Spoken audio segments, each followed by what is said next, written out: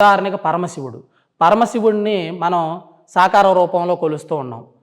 అంటే స్వామివారికి పాము ఉంటుంది, చేతిలో డమరకం ఉంటుంది, త్రిశూలం ఉంటుంది, జట ఉంటుంది, గంగ ఉంటుంది, పులితోలు ఉంటుంది. ఇట్లా ఇది సాకార రూపం అన్నమాట. అయితే ఇదే స్వామివారిని మనం లింగ రూపంలో కూడా పూజిస్తూ ఉన్నాం.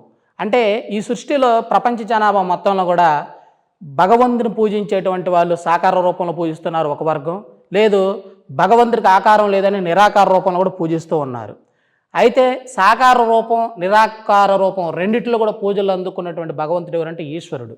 కానీ అటువంటి ఈశ్వర శబ్దాలు మన సృష్టిలో కొంతమంది 5 దేవులకు మాత్రమే ఆపాదించబడినాయి. అది పరమేశ్వరుడు, వెంకటేశ్వరుడు, విఘ్నేశ్వరుడు, సుబ్రహ్మణ్యేశ్వరుడు, తర్వాత శనీశ్వరుడు.